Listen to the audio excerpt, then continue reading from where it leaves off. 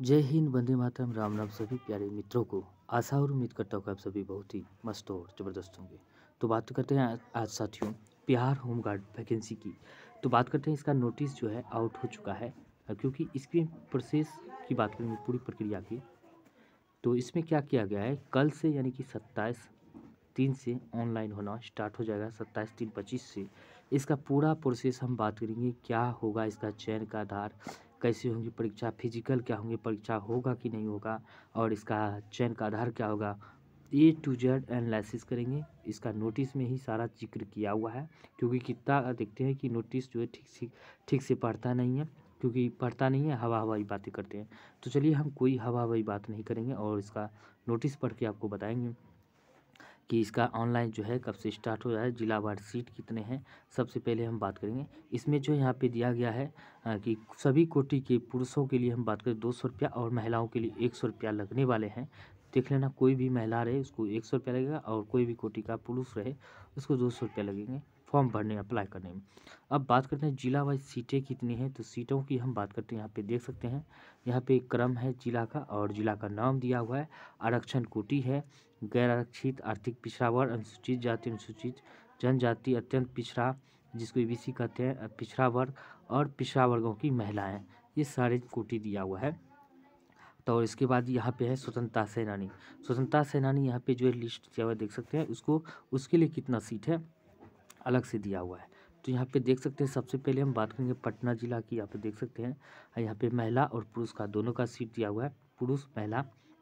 ये सब आरक्षित कोटि, अनुसूचित जाति, अनुसूचित जनजाति, अत्यंत पिछड़ा वर्ग, पिछड़ा वर्ग की महिलाएं, सारे की सारे सीट दिया हुआ है। टोटल सीट पटना जिला में 1400 है, यहाँ पे देख सकते हैं 1479 है, जिसमें कि पुरुष है और महिला 502 है। और स्वतंत्रता सेना के लिए 30 सीट आरक्षित किया गया है। नालंदा में भी देख सकते हैं, ये है यहाँ पूरा नालंदा जिला का, और यहाँ पे स्वतंत्रता सेनानी का सीट यहाँ पे दिया हुआ है, नालंदा जिला का और पटना जिला का स्वतंत्रता सेनानी का।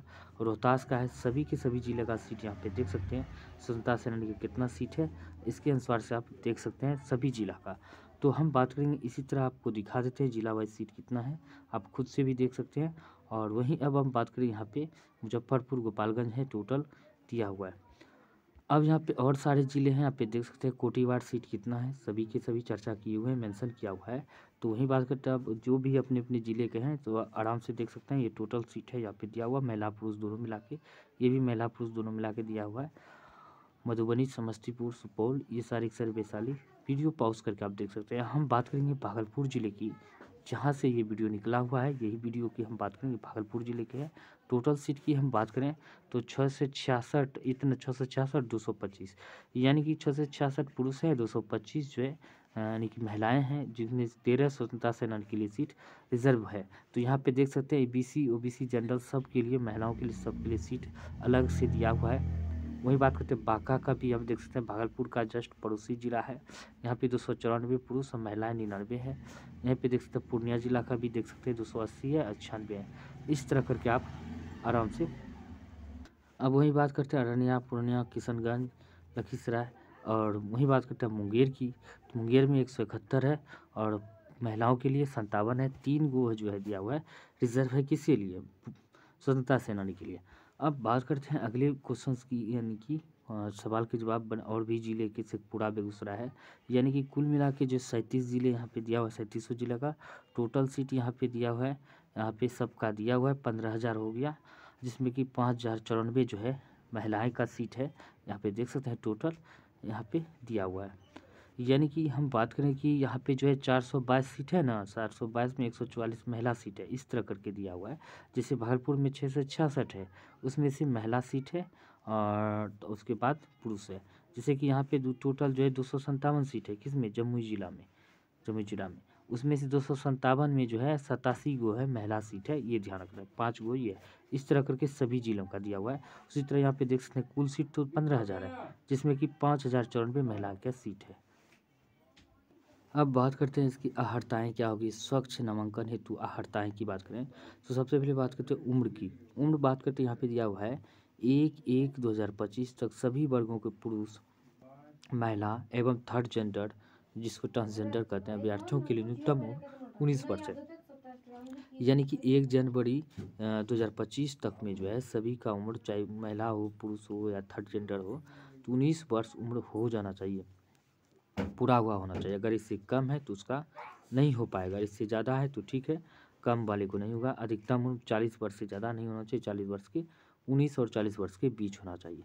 अब बात करते हैं योग्यता की। योग्यता में आप देख सकते हैं 1/1/2025 तक उच्च माध्यमिक, इंटरमीडिएट अथवा राज्य सरकार द्वारा मान्यता प्राप्त संपर्क, यानी कि 1/1 तक में जो है आपका जो है इंटर पास होना अनिवार्य होना चाहिए, यानी कि पूरा हो जाना चाहिए, ये क्या कहा गया है।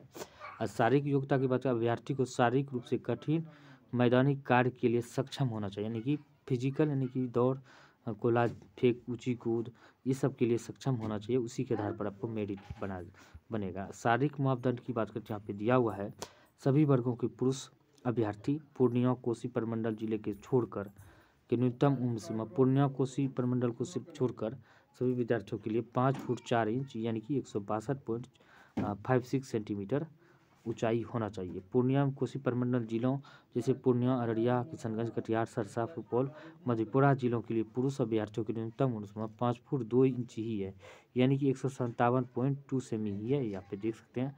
और यहाँ पे दिया गया है सभी वर्ग के महिला अभ्यर्थी के लिए 153 सेंटीमीटर, बहुत ही कम हाइट है, सभी का लगभग हाइट हो जाना चाहिए इस तरह करके।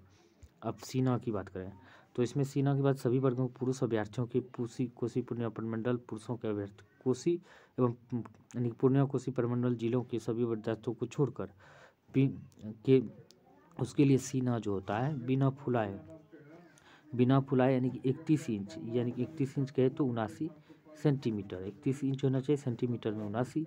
और बाकी बात करें पूर्णिया में कोसी प्रमंडल, अररिया, किशनगंज और कटिहार, सहरसा, सुपौल एवं मधेपुरा जिला वाले अभ्यर्थियों के लिए बिना फुलाए 30 इंच, यानी कि बात करें 30 इंच की बात करें, यानी कि हो गया 76 सेंटीमीटर, इतना होना चाहिए। और सभी वर्ग की महिलाओं के लिए सीना की मापदंड नहीं है, महिला के लिए सीना की कोई आवश्यकता नहीं। वही बात करते हैं थर्ड जेंडर अभ्यर्थियों के लिए शारीरिक मापदंड तथा शारीरिक दक्षता परीक्षा मापदंड महिला अभ्यर्थियों के समान होंगे, यानी कि महिला अभ्यर्थियों के समान होंगे। चरित्र अभ्यर्थियों का नैतिक चरित्र स्वच्छ होना चाहिए, यानी चरित्र प्रमाण पत्र के अनुसार से आपको प्रूव होना चाहिए आपका चरित्र अच्छा है।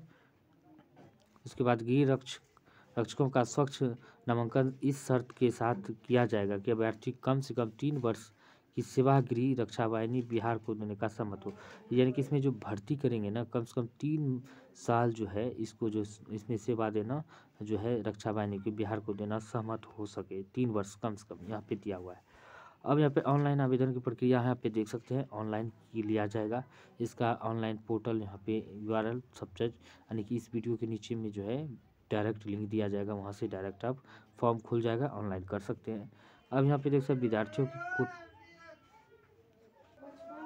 अब यहाँ पे दिया गया है अभ्यर्थियों के परीक्षा शुल्क के रूप में ऑनलाइन भुगतान करना होगा कितना।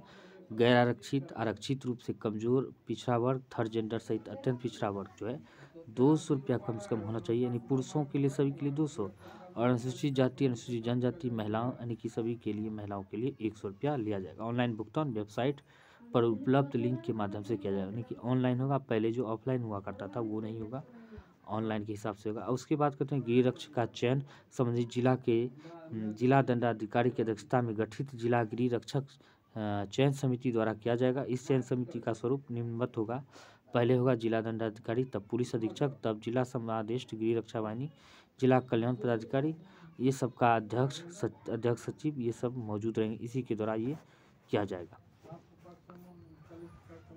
अब बात करते हैं इसमें नामांकन की प्रक्रिया की बात करें तो नामांकन की प्रक्रिया भरने के लिए हम बात करें तो अभ्यर्थी जिस जिले के अस्थायी निवासी है एकमात्र उसी जिले के लिए आवेदन कर सकता है, यानी जिस जिले का विद्यार्थी है उसी जिले के लिए आवेदन कर सकते हैं। एक से अधिक जिला के लिए आवेदन पत्र भरते हैं तो उनका सभी आवेदन रद्द कर दिया जाएगा, यानी एक ही आवेदन करना है जिस जिले के और उससे अन्य जिले में नहीं करना। अभ्यर्थी को बात करें तो ऑनलाइन आवेदन पत्र, अस्थायी निवास प्रमाण पत्र, जन्म तिथि, मैट्रिक प्रमाण पत्र, यानी मैट्रिक प्रमाण पत्र में जब तिथि मतलब उसमें दिया हुआ रहता है और उसका प्रमाण पत्र, इंटरमीडिएट तथा यानी कि इंटर का जो है मार्कशीट में प्रमाण पत्र हुआ यानी कि सर्टिफिकेट हुआ, उत्तीर्ण प्रमाण पत्र और इंटरमीडिएट +2 का अथवा समकक्ष उससे अधिक या कम से कम इंटर पास होना चाहिए। उसके साथ-साथ बात कर लेते हैं क्या होना चाहिए, जो जाति प्रमाण पत्र भी होना चाहिए, जो ओबीसी ओबीसी बनाते हैं, जो अनुसूचित जाति जनजाति है उसके लिए तो जाति प्रमाण पत्र हो जाएगा। और जो बात करते हैं ओबीसी ईबीसी बनाते हैं तो वो प्रमाण पत्र भी होना चाहिए। पिछड़ा वर्ग, अत्यंत पिछड़ा वर्ग का दावा करने वाले क्रीम लेयर यानी कि नॉन क्रीम लेयर सर्टिफिकेट होना चाहिए, ये भी ध्यान रखना है। ये अनिवार्य नॉन क्रीम लेयर प्रमाण पत्र देना अनिवार्य होगा, ये भी ध्यान रखना है।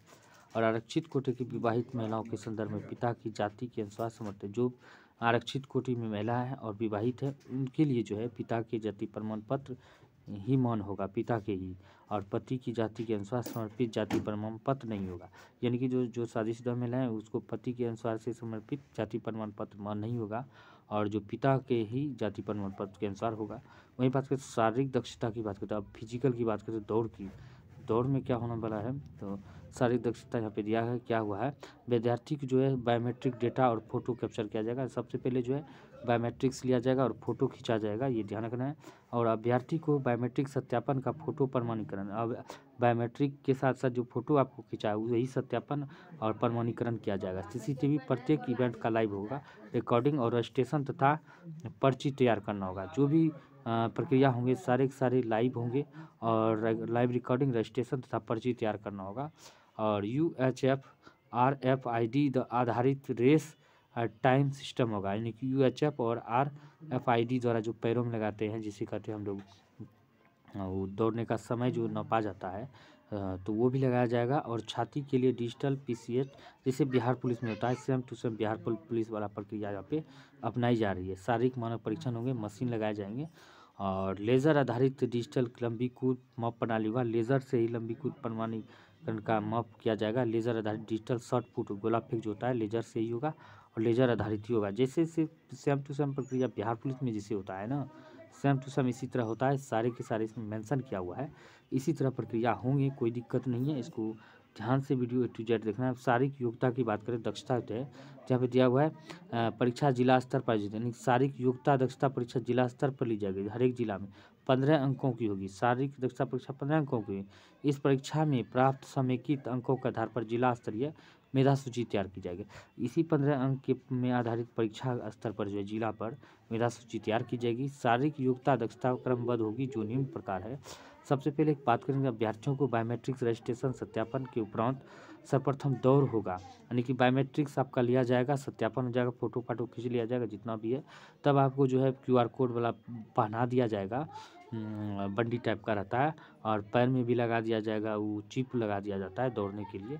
और असफल अभ्यर्थी को बाहर कर दिए जाएंगे, और सफल अभ्यर्थियों को के आगे प्रोसेस में ऊंचाई और सीने माप, ऊंची कूद, लंबी कूद आदि, गोला फेंक आदि में भाग लेने के लिए भेज दिए जाएंगे। और जो फेल हो गया, असफल हो गया, उसको इससे बाहर कर दिया जाएगा, इस सब में भाग नहीं ले पाएंगे। उसके बाद क्या होता है, दौड़ में सफल अभ्यर्थियों को ऊंची, जो सफल हो गया ऊंची कूद, ऊंचाई कूद के लिए और सीने की माप होगी। जिन अभ्यर्थियों की ऊंचाई एवं सीने की माप निर्धारित मापदंड से कम होगी उन्हें असफल घोषित कर दिया जाएगा, और भी आगे प्रोसेस की प्रक्रिया जैसे ऊंची कूद, लंबी कूद, गोला फेंक आदि में भाग नहीं ले पाएंगे।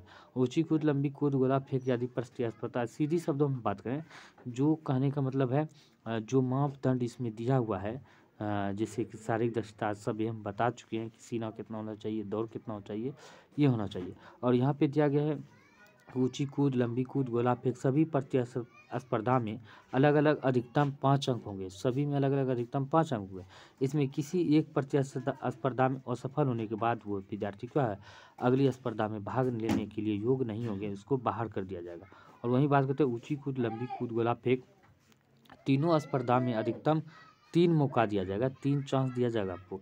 साथ ही तीनों स्पर्धा में प्राप्त समेकित अंकों के आधार पर मेधा सूची तैयार की जाएगा, यानी जितने भी तीनों स्पर्धा है, दौड़ होगा, ऊंची कूद होगा, और एक लंबी कूद है, लंबी कूद है, और गोला भी है, ठीक है, गोला है, यानी कि ये ऊंची कूद नहीं, ऊंची कूद है, लंबी कूद नहीं, तीनों स्पर्धा हो गई, ऊंची कूद, गोला कूद और दौड़। तीनों में पास करने के बाद मापदंड के आधार पर विद्यार्थियों को जो है यहाँ पे देख सकते हैं पूरा यहाँ पे दिया हुआ है क्या होगा। अब पुरुषों के लिए हम बात करते हैं, यहाँ पे दौड़ कितना होने वाला है, पुरुषों की हम बात करते दौड़ 1 मील यानी कि 1600 मीटर की दौड़ के लिए 6 मिनट के अंदर पूरा करनी होगी। 6 मिनट के अंदर पूरा करने, अगर इससे बाहर ज़्यादा लग जाते हैं तो आपको विद्यार्थी को असफल घोषित कर दिए जाएंगे। वहीं बात करते हैं 6 फीट से कम, यहाँ पे दिया हुआ है 6 फीट से कम, यानी कि चाहे 6 फीट से कम 4 फीट से कम अंक लाने पे जो है 0 अंक दिए जाएंगे ऊंची कूद में, और 4 फीट जो लाएंगे उसको 1 अंक मिलेगा। यहाँ पे देख सकते हैं 4 फीट जो कूदेगा ऊंची कूद में उसको 1 अंक मिलेगा, 4 फीट 3 इंच कूदेगा 2 अंक मिलेगा, 4 फीट 6 इंच कूदेगा 3 अंक, 4 फीट 9 इंच कूदेगा तो 4 अंक, और 5 फीट कूदेगा तो उसको 5 फीट में 5 अंक दिया जाएगा। ये सब दिया हुआ है पुरुषों के लिए। अब बात करते हैं यहाँ पे महिलाओं के लिए ऊंची कूद की बात करें, 3 फीट से कम है तो 1 अंक, 0 अंक, 3 फीट है तो 1 अंक, 3 फीट 3 इंच है 2 अंक, 3 फीट 6 इंच है तो 3 अंक, 3 फीट 9 इंच है 4 अंक, और 4 फीट पूरी है तो 5 अंक। वहीं बात करते हैं लंबी कूद, महिलाओं पुरुष की दोनों की हम बात करें तो लंबी कूद में न्यूनतम दूरी है, लंबी कूद यहाँ पे देख सकते हैं लंबी कूद भी दिया हुआ है, तो इसमें 12 फीट है न्यूनतम। 12 फीट अगर कूद जाते हैं तो 0 अंक, 12 फीट से ज़्यादा 13 फीट तक करते हैं 1 अंक, 12 से 14 फीट के बीच करते हैं 13 से 14 फीट 2 अंक, 14 से 15 फीट 3 अंक, और 15-16 फीट 4 अंक, 16 फीट से ज़्यादा करते हैं तो 5 अंक। उसी तरह महिलाओं की बात करते हैं 9 फीट से 10 फीट के भी 9 फीट करते हैं तो 0 अंक, और 9 से 10 फीट 1 अंक, 10 से 11 फीट 2 अंक, 11 से 12 फीट 3 अंक, और 12 से 13 फीट 14 अंक, और 13 फीट से ज़्यादा करते हैं तो 5 अंक। अब गोला फेंक की बात करते हैं, लड़की महिलाओं के लिए बात करते हैं 16 फीट से कम है, 6 फीट से कम तो यानी कि 16 फीट से कम है तो 0 अंक, 16 फीट से 17 फीट है तो 1 अंक, 17 से 18 फीट है तो 2 अंक गोला फेंक में है, यहाँ पे देख सकते हैं, और 18 से 19 फीट है 3 अंक, 19 से 20 फीट है 4 अंक, और 20 फीट से अधिक है 5 अंक। अब महिलाओं की बात करते हैं 12 पाउंड रहता है, इसका 16 पाउंड रहता है। पुरुषों का गोला फेंक 16 पाउंड और महिलाओं का 12 पाउंड। 10 फीट से कम है तो 0 अंक, 10 फीट से 11 फीट है 1 अंक, 11 से 12 फीट 2 अंक, 12 से 13 फीट 3 अंक, 13 से 14 फीट 4 अंक, और 14 से ज़्यादा फीट है 5 अंक। इस तरह करके यहाँ पे दिया हुआ है प्रोसेस सारा का सारा। और चिकित्सा आपको जो मेडिकल रूप से फिट होना चाहिए, यहाँ पे दिया हुआ है शारीरिक दक्षता, ये सब दिया हुआ। चिकित्सीय परीक्षण करने के बाद कलर विजन, आँख, श्रवण शक्ति, फ्लैट फुट, नॉकिंग, हेडलाइट की जांच आदि की जाएगी, मेडिकल बोर्ड द्वारा प्रमाणित होगा। यानी कि आपको जो है इस सब चीज़ में फिट होना चाहिए, कोई भी चीज़ों में बाधित नहीं होना चाहिए। यहाँ पे देख सकते हैं ना कान से, ना आँख से, ना दांत से, कोई भी दांत, आँख, नाक, कान, हाथ पैर कुछ भी चीज़ से बाधित नहीं होना चाहिए, शारीरिक रूप से फिट होना चाहिए। अब मेधा सूची की बात करते हैं। मेधा सूची जो है ये क्या होता है कि शारीरिक मेधा सूची के दक्षता परीक्षा के आधार पर तीनों स्पर्धा में ऊंची कूद, लंबी कूद, गोला फेंक अभ्यर्थियों में और दौड़ मिला के 4 समेकित कुल अंकों के आधार पर जिला स्तरीय एवं कोटिवार तैयार की जाएगी। इसका शारीरिक योग्यता के 2 या 2 से अधिक विद्यार्थियों के समान अंक प्राप्त करने की दिशा में मेधा सूची में उनकी वरीयता का निर्धारण उनकी जन्म तिथि पर होगा। यानी कि 2 विद्यार्थी जब भी होगा, यहाँ पे दिया हुआ है 2 विद्यार्थी दोनों बराबर अंक ला लिया है तो जिसका जन्म तिथि मतलब इसका 2000 मान के चलिए 2000 है, अगर इसका 2005 है तो इसको सबसे पहले इसी का चयन होगा, क्योंकि ये पुराना है, डेट ऑफ इससे बड़ा हो जाता है, ये छोटा हो जाता है, इसीलिए डेट ऑफ बर्थ को मान्यता दिया जाएगा। इस तरह करके यहाँ पे दिया हुआ है। तो जन्म तिथि के आधार पर इस प्रकार समान अंक प्राप्त करने वाले अभ्यर्थियों को अधिक उम्र वाले एवं प्राप्त समान जन्म तिथि वाले अभ्यर्थियों को दिशा में उच्चतर, यानी कि जब भी देखें कि दोनों का, अगर उस विद्यार्थी को क्या करेगा कि जो विद्यार्थी का अंक भी समान है दोनों का, और दोनों का नंबर भी मार्कशीट में बराबर है 5-5 है, तो उस हिसाब से आपको क्या करेगा, यानी कि दोनों का विद्यार्थी का जो जन्म तिथि ये दोनों इसका जो है इसका भी जन्म तिथि जो है 20 साल हुआ, इसका भी 20 साल है। इस आधार पे क्या करेंगे, जिसका प्रमाण पत्र सर्टिफिकेट में नंबर ज़्यादा है, यानी कि इसका 305 है तो इसका अगर 295 ही है तो इसका चयन करेगा। इस तरह करके है, जिसका नंबर ज़्यादा है उसको चयन करेगा। अब यहाँ पे उपयुक्त प्रावधान के अधीन विचार के बाद भी समानता की दशा में अभ्यर्थियों को का स्थान उनके नाम में देवनागरी लिपि में वर्णमाला के अनुसार से मेधा क्रम में स्थान दिया जाएगा। यानी देवनागरी लिपि में जो है सभी पे विचार करते हुए जिसका वर्णमाला के आधार पर जिसका नाम। उसके बाद हम बात करते हैं अंतिम पायदान पे विद्यार्थी को जो है मेडिकल बोर्ड द्वारा अयोग्य पाए जाने वाले विद्यार्थियों का चयन अमन हो जाएगा। और जो विद्यार्थी जो है विद्यार्थी को जो है शारीरिक रूप से फिट होना चाहिए और उसके खिलाफ जो है कोई तरह का न्यायालय में मुकदमा या पुलिस में केस नहीं होना चाहिए, साफ सुथरा चरित्र होना चाहिए, तभी वह उसके योग्य होंगे, नहीं तो नहीं, उसका अयोग्य घोषित कर दिया जाएगा। उसके बाद जो है इसको तो यहाँ पे देख सकते हैं आवेदन भरने के लिए कोई वेबसाइट आवश्यक दिशा निर्देश जो दिया गया है वेबसाइट पे उसे भली भांति सही रूप से दिशा निर्देश के अनुसार फार्म भरने होंगे। अगर उसमें भी कोई तरह की झूठी या गलत पाई जाने पर जो इसको अयोग्य घोषित कर दिया जाएगा, उसका रजिस्ट्रेशन जो है रद्द कर दिया जाएगा। इसी तरह जो है सारा का सारा प्रोसेस दिया हुआ है। हम तो उसके लिए आप सभी को यहाँ पे देख सकते हैं तो पेमेंट के यानी कि रजिस्ट्रेशन पे जितना जानकारी दिया हुआ है, registration SMS mobile number email ID सबका होना अनिवार्य है। जिस तरह बिहार पुलिस में सारे के सारे फॉर्म भरने के लिए जो रहता है, 10वीं का जो है बोर्ड का प्रमाण पत्र के आधार पर अपनी जन्म तिथि होना चाहिए सही प्रमाण पत्र को मिलान करने सही पर मिलान किया जाएगा। बाद में उसी के आधार पर जो कागज़ देंगे उसी को बाद में मिलान किया जाएगा। उसके बाद यहाँ पे दिया हुआ है सभी आरक्षित अपने कोटि से संबंधित विस्तृत जानकारी जो है यहाँ पे इस साइट पे यहाँ पे दिया हुआ है। यहाँ पे देख सकते हैं वेबसाइट दिया हुआ है लिंक, तो इस पे भी आप सही जानकारी पा सकते हैं। ऑनलाइन आवेदन की यहाँ पे देख सकते हैं सारा प्रोसेस ऑनलाइन भरने जाएंगे तो वहाँ पे भी हो जाएगा। अगर आप चाहते हैं ऑनलाइन फॉर्म भराना तो यहाँ पे भी आप कमेंट कर सकते हैं। हम आपको एक मोबाइल नंबर प्रोवाइड करा दिया जाएगा, वहाँ से आप फ़ोन करके आप पेमेंट करके आप ऑनलाइन फॉर्म भर सकते हैं। तो ज़रूर जिसको फॉर्म भराना होगा तो हम सही फॉर्म भर के ऑनलाइन आवेदन कर दिया जाएगा। इसके अब फ़ोटो यहाँ पे दिया हुआ है अधिकतम 20-200 के भी होना चाहिए। प्रत्येक अधिकतम अपलोड का जो किया जाएंगे PDF फॉर्मेट में, नहीं कि डॉक्यूमेंट्स जो है 200 कभी में अपलोड होना चाहिए। तो photo A4 size passport photo होना चाहिए प्रिंट करने के लिए, यहाँ पे देख सकते हैं। तो वहाँ पे सारा दिशा निर्देश वहाँ पे दिया हुआ है। फॉर्म जैसे भराने लगेगा तो हम भर के भी हम बता देंगे किस तरह भरा जाएगा, सारे प्रोसेस हम भर के बता देंगे। उसके बाद यहाँ पे देख सकते हैं यहाँ पे फॉर्म का साइज दिया हुआ है, फॉर्म का एक नमूना दिया हुआ है क्या क्या इसमें भरने होंगे। पिता पति का नाम, थाना पोस्ट जिला सब चीज़ है, जाति प्रमाण पत्र टोटल है यहाँ पे जानकारी तो देना होगा। उसके बाद नीचे में यहाँ पे मोबाइल नंबर, आधार नंबर, यहाँ पे जो मोबाइल ईमेल सब चीज़, इंटर मैट्रिक का प्रमाण पत्र दिया हुआ है, अस्थायी निवासी मैट्रिक प्रमाण पत्र, क्या क्या कागज़ लगेंगे, इंटरमीडिएट का प्रमाण पत्र एवं और भी कोई सर्टिफिकेट है वो भी, आरक्षण संबंधी प्रमाण पत्र, जाति निवास जो भी है, और यहाँ पे फ़ोटो और सिग्नेचर हिंदी अंग्रेजी में सिग्नेचर फ़ोटो और घोषणा पत्र यहाँ पे जो है यहाँ पे स्थान और दिनांक और उम्मीदवार का जो है हस्ताक्षर घोषणा पत्र पे होना चाहिए। ये सारे के सारे जो है प्रोसेस यहाँ पे दिया हुआ है। सारा प्रोसेस वही बिहार पुलिस की तरह है सारे के सारे। अब उम्मीद करता हूँ आप सभी को बहुत ही पसंद आए तो वीडियो तो लाइक कर शेयर करें, और कोई भी जानकारी लेना हो तो वीडियो के नीचे कमेंट कराएं। इसके नीचे जो है वेबसाइट का लिंक दे दिया जाएगा, वहाँ पे जो है आप डायरेक्ट यहाँ से अपने से भी फॉर्म भर सकते हैं। अगर नहीं समझ में आए तो गलती होने का चांस होता है, गलती से बचने के लिए जो है कि आप मुझे कमेंट करें और फॉर्म भर के भी हम आपको व्हाट्सअप कर दिया जाएगा। तो मिलते हैं अगली वीडियो में, तब तक के लिए जय हिंद जय भारत।